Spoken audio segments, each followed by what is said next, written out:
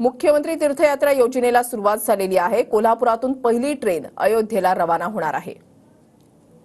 मुख्यमंत्री तीर्थयात्रा योजना जी आहे ती सुरू झालेली आहे आणि कोल्हापूरमधली जी पहिली ट्रेन अयोध्येकडे रवाना होतीये तर त्याच्यासाठी नागरिकांचा भरघोस प्रतिसाद मिळत असल्याचं पाहायला मिळतंय। या योजनेचा शुभारंभ झालेला आहे। कोल्हापूर ते अयोध्या अशी ही ट्रेन जातीये आणि कोल्हापूरमधले नागरिक जे आहेत ते मोठ्या संख्येनं अबालवृद्ध जे आहेत त्यांचा या योजनेला भरभरून प्रतिसाद मिळत असल्याचं पाहायला मिळतंय। पहिली रेल्वे जी आहे ती कोल्हापुरामधून अयोध्येकडे आता रवाना होणार आहे।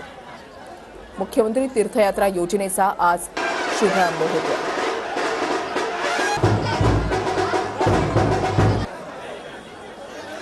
भूषण पाटील आमचे प्रतिनिधी आमच्या सोबत आहेत। भूषण, योजनेचा शुभारंभ कोल्हापूरमधून होतोय आणि कोल्हापूरकरांचा भरभरून प्रतिसाद सुद्धा मिळतोय।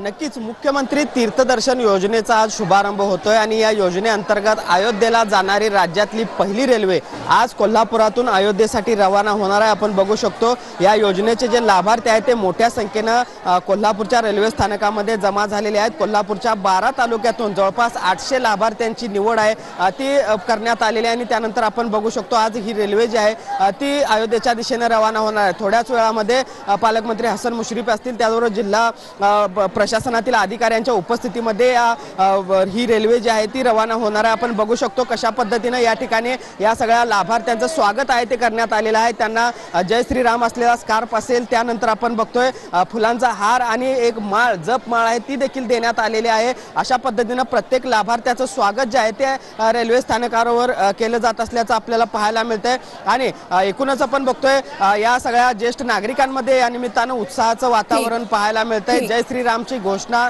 देत हे सगळे ज्येष्ठ नागरिक आहेत ते कोल्हापूरच्या रेल्वे स्थानकावर येत असताना या ठिकाणी स्वागत सुद्धा केलं जातं आणि ट्रेनला अक्षरशः सजवण्यात आलेलं आहे। धन्यवाद भूषण दिलेल्या सविस्तर माहितीसाठी।